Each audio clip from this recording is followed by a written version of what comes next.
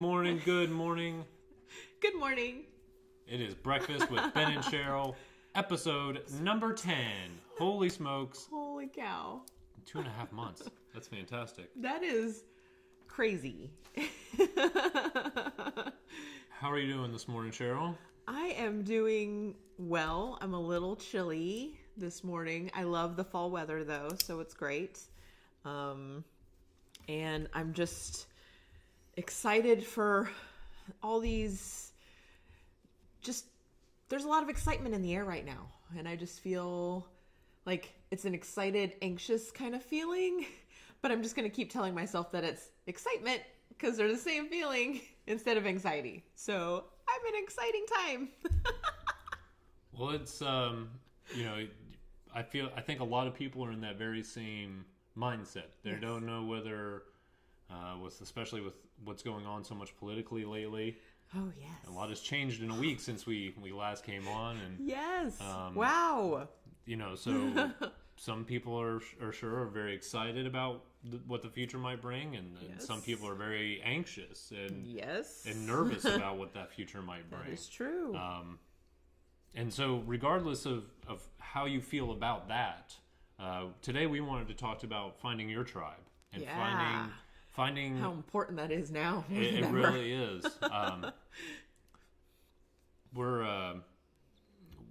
There was a pretty good video that came out earlier this week, right after the election, and Simon Sinek, the big TED talker, motivational speaker, in his Facebook Live video he did, he said, it's our responsibility to become the leader we wish we had. Yes. Or the leaders that we wish you had. I'm paraphrasing here. And that is so true. And it's our responsibility to make the changes that we can affect and find those tribes to help make that positive change. Yes. Yes. So, finding your tribe. How do you find your tribe? Well, so okay, first, before we go into our tribe, we wanted to work on a little bit of formatting stuff. Yeah. So, I wanted to bring in... Good morning, Good Jody morning, Brown. Jody. Always great to see you. Love those comments every week. Yes. Thank you so much. I wanted to go and try to talk about briefly our wins for the week and struggles for the week. Okay. A win that I had this week, I got a good client bid. I won from a few others, so that was exciting and encouraging for sure. Well, it's cool because we actually talked about not that client, but we talked about you submitting that bid and having that conversation and how much Providing the value. You had that conversation before you even started talking about pricing and everything. Right. You were, I need to know everything about what you're doing before I started to spit out numbers. Which is crazy because she was calling to go down that thing. She was calling other people and getting quotes, and she was getting prices just right there on the phone, just price after price after price. And I'm just like, that's a big project. You want a lot of stuff. And started asking questions and providing value. And it was a much bigger project than that she realized. And I provided that value, helped her out, offered suggestions and things that she could do to move her process along and to help get a better idea of the quote that I was going to provide. And I did provide her with that quote. And while she did make the comment of 99% of people go with the cheapest price given because they just need something done.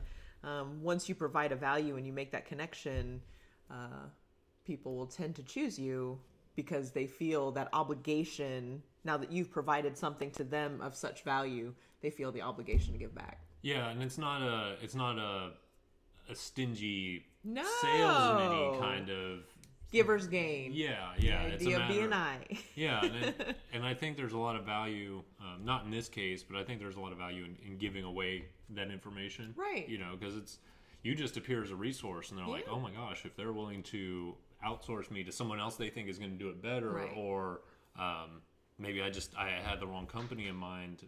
Like that's really So, but great job on that. Thanks, Jody. I see you wrote down our 10-minute Oh yeah, that was super great. That was fun. I and that's why you got to write that stuff down. You got to write down the wins and losses because it goes in a blur. Like you think you're gonna remember that stuff, and it's gone. You only remember the negative stuff. Yeah, that's all that sticks is the negative stuff, and we have to write down those wins and reflect on those wins and provide value to those wins. I mean, that's where your value is. Yeah, we put together a pretty cool presentation because it's so hard to when you're talking to a group of people about what you do. Right, in our world, photography and video, just to talk about it. I mean, we're passionate and but it's a very visual medium, and so we had an opportunity to present to a local business group and put that on. That was really fun, and I had a good time putting that together. And that's something we got to shoot some behind the scenes stuff that we'll be able to use in the future. So we're really excited about that too. Yes, that was fun. That was a good win. Struggles this week. Biggest struggle we've had this week. I'll take the cake on that one. Saturday morning, woke up, check my calendar, see what we're going to do, see what I've got. And my phone was just crashing all the time. So I went to restart it, and it just never powered back on. I don't know what happened. I plugged it in, wouldn't restore anything. Anyway, so I've been without a phone for the last 4 days. So sorry, Mom, if you tried calling. And that phone is our main business line. Yeah. Oh, that part too. Yeah. So, so Saturday, Sunday, Monday, Tuesday. Now it's supposed to come today. But okay, I had a freak out on Saturday, and I was upset because I couldn't just go into my local cell store and go get a replacement. I've got a broken one, you have a working one, let's trade. They had to ship it out. So I was frustrated. I came out of my office after talking to him, and Cheryl's, well, you did everything you can, you got to move on. And I was kind of, no, like I need to have that pity party. And not that I'm freaking out and flipping tables over anything, but just like, this really stinks. Yeah. But then after that, we went, and not even a business win, we went and cleaned the garage. Oh, yeah. And, I mean, channel that energy. I did not want to clean the garage. I wanted to go sit over there and pick up a PlayStation controller and just not do anything, because that's the kind of mood I was in. But we cleaned the garage, spent 3-4 hours doing it. Yeah. Came back, and, like, every time I've walked out there since Saturday, I've been like, feels so nice. And sans the business side, I don't like the fact that I don't have my business line right now. Couple things to take away. Need an alternative phone, because what if it happens again? All right, so Google Voice, make sure it's going to the right places. Yep. Number 2, it's been kind of liberating. Like, I'm just gonna leave, go to the grocery store, like in the olden days, in the 90s. What if you get into an accident? That's all right. I brought the backup phone, like, hello. So that worked. Yeah. But I mean, it was nice. I could totally. It was a good break. Yeah, people still know how to get in touch with us, though. I mean, there's not 95 other platforms to get in touch with somebody. Yes, so made it through, but it's okay to have your moments. Just don't bask in it. Yep. Just like like with this election stuff, a lot of people are basking. Oh well, and then and I see people, unfriending people on social media. Oh my goodness! I'm taking a break, and man, if a free online social platform is controlling your life that much, wow, take a step back, guys. Yes, it's okay. Come back to your own little world. If there are issues that you're that passionate about, we'll get into, that's all playing into finding your tribe, creating movements. If you really want to make a difference, go make a difference. Let's make a difference. I mean, we all tried to make our difference on the 8th. And, we did what we could. But now we have to do what we can within our own communities, in our own lives. Yep, and start there. And even if that's as small as everybody's talking politics at the coffee pot in the morning in the break room, just like, I'm good, guys. Like, I don't need to talk anymore. Well, I saw a post on Facebook. Like, just don't even take. not saying that you have to be naive to what's going on. I'm not saying that at all. But just like choose your battles, and that is just you can't force people. What can I do at this level? Yeah. You know, I can just try to be a positive influence for those people around me. Right. And you're not going to force people to change. You're not going to force people to go into your ideas. You're not going to force people to change their values. So it really is about finding your tribe, and you have to assemble tribes. You create that. So that sounds like a lot of work. Like you have to assemble tribes. It does, but if you're doing something that you're passionate about, you just get involved and you do you. If you keep doing you and doing what you're passionate about, and your critics and everyone who's saying, oh, you're silly or that's dumb or you're wrong. There is no right or wrong. You do you. Yep. And once people see that you're doing you and you're going to get there one way or another, they'll start believing you and they'll follow, and oh, well, maybe they are onto something. A lot of people just need proof, or they need historical data, or, you know, they're scared to make those steps. So it's finding those people that you can connect with on a tribe level where you have the same principles, but you don't want to get so far in. We talked about that earlier. You don't want to get so honed in to where you're not being challenged at all and seeing things from other people's perspective, because you do have to have an understanding with other tribes. You know, you don't force other tribes to believe your tribe, but you have to have an understanding amongst everyone and treat everyone just openly and fairly and kindly, and you know. Well, what you were saying earlier is it really resonates with people. Don't care about how much you know until they know about how much you care. Right. And you know, you've got to find, and not saying that everybody's got to go out there and join 10 nonprofits and volunteer every weekend. Yeah. But maybe something as simple as just joining a book group. Right. Or, you know, or going on an online forum. Well, I'm just saying, like, if you're going and you're like interested in, you know, because I used to be into cars a lot and race cars, so I would be on message boards for cars and communicate with other people that are like me in one aspect.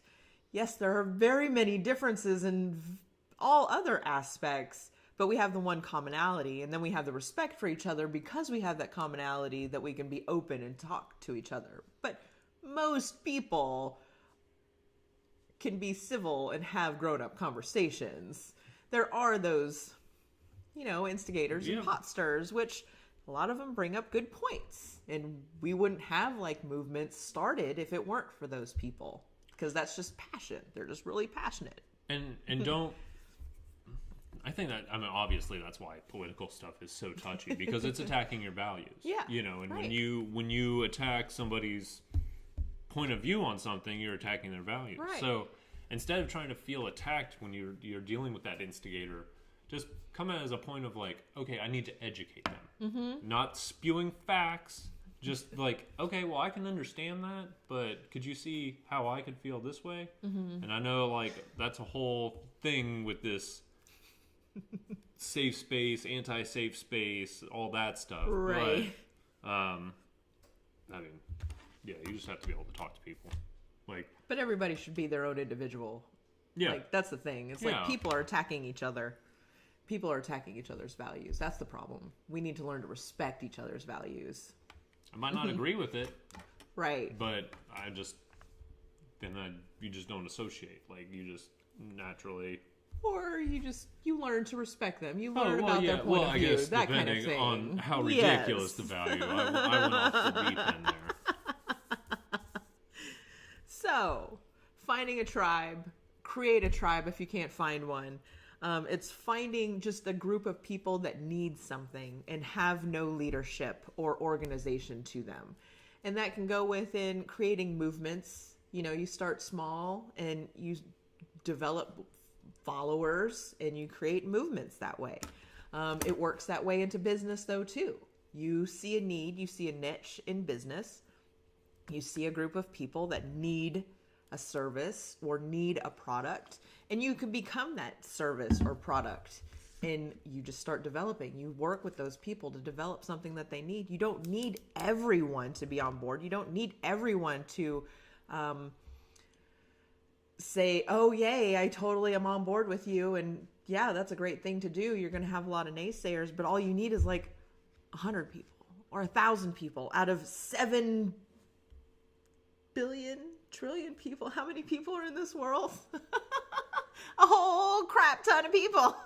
But remember we listened to that article that was talking about how we're only 7 people away from like knowing someone. Like I think it's like less than that now. Yeah, I think it's 5 degrees of separation or less than that now. From where the premise was, sorry, Cheryl, that we are 5 degrees of separation. That essentially, I know if I was trying to connect to a sheep farmer in Scotland, yes, that through networks that it's about 5 people could get me there. Yeah. I've got a friend that lives there. They've got a friend that lives there. Of a store in the town, and, right. And that's how it works. And that was a social experiment done with postcards, like back in the early 1900s, just to find how many people know each other. I can't imagine what that degree of separation is now in the world of internet. LinkedIn. Oh man, that is bananas.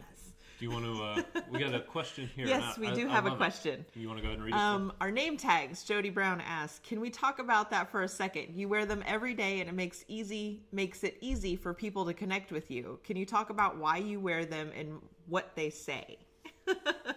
Well, we do wear our name tags. That was an early on sales tactic. I mean, it's branding. It's your billboard. That's who you are. You go to the grocery store. You're at a restaurant. Oh, what is it that you do? Hey, Ben Murphy, owner videographer. What's a videographer do? Yep, and that's exactly how it is. I don't think I've ever had somebody hire me just based off of reading that, but I've had the opportunity to have discussions about what we do, especially if you are traveling. Yes. Oh yeah. that was actually something we heard. Like always try to sit in first class, and always try to be a conversation starter. Right? Exactly like with the name tags. For what they say, mine says owner/videographer. Doesn't say slash, but and then Cheryl is owner/photographer. Yes. First and last name. So, well, it is a good talking point. I have had people stop me. Oh wow, I've seen that logo before. Yeah. Oh hey, I know you. Oh yeah. Hey, I know that company. and that's been a little weird. Yeah. I've seen your work. You're like, which one and where? Yeah. Like, are you seeing this? Or are you seeing some of the other right. like finalized productions we've done? So, I think it's a great thing of branding. Now, I haven't done the... It's inexpensive. Even if you want to work on personal branding, if it is who you are, wear a name tag. If you have a small business, wear a name tag. You run your own thing. Get a name tag. Well, and to talk about what's on the name tag, Cheryl and I had kind of talked about that with branding, because you have to kind of brand yourself. I know we're getting off the tribes topic here. But I lost it there. Sorry. That's okay. Oh, yeah, the title that's on your name tag. You have to... It's okay to develop that role. Like, I struggled with that, being called a videographer, like, because there's so many terms in my field, videographer, cameraman, cinematographer, director of photography, and they're kind of, depending on the shop, are interchangeable. And so it's really, what do you want to be known as? Right. Now, I'm not saying, I should go, Dr. Ben Murphy. Definitely certain titles demand the respect, but you also have to be able to put yourself as that authority, or put yourself in that position of power. Yes. You have to be a leader of that tribe. Yeah. If that's what people need or people want, you have to command that space. You have to become a leader. You have to do what you do best, and people will see that and people will follow. And I think once I put that title on my name tag, it was easier to identify, personally. Like I could say that with a little bit more confidence. Right. And as well, I've people now associate. That's Ben. He's the videographer. You can talk to him, and so it's kind of just a all-in-one inclusive thing. So, okay. Yes. Thank you. Yes, thank you, Jody. Great question. So we're at 20 minutes. Kind of need to wrap it up now. All right. Well, you had a quote from Seth Godin, I believe. Yes. The secret of leadership is simple. Do what you believe in. Paint a picture of the future. Go there. People will follow. Just do it. Just do you. That's it. You do it strong enough. You have enough conviction in it. People will start to believe that story, believe in that conviction, and make it a reality. It's true. It is. Everything is a story. And don't be afraid to paint that picture and be honest with, what's that value you're providing? What's that future you see working together with this client? Where do you see yourself in your career now? If you're working a job, paint that future of they always say, dress for the job you want, not the job you have. So you've got to paint that future so people can see that success or see that, okay, I can see that person's serious. All right. All right, guys. Well, thank you so much for tuning in for episode number 10. Next week is Thanksgiving, so we are going to do appreciation. It's a big deal. not only, making sure that the people that you are around know that they are appreciated. Yes. And those things you can do. So, you guys have a fantastic week, and, it's our responsibilities to become the leaders that we wish that we had. So go out there, be a positive influence. Don't engage in the negative stuff, and do you. Yes. You guys have a fantastic week. We will talk to you next Tuesday at 8 a.m. Breakfast with Ben and Cheryl. Weekly food for thought.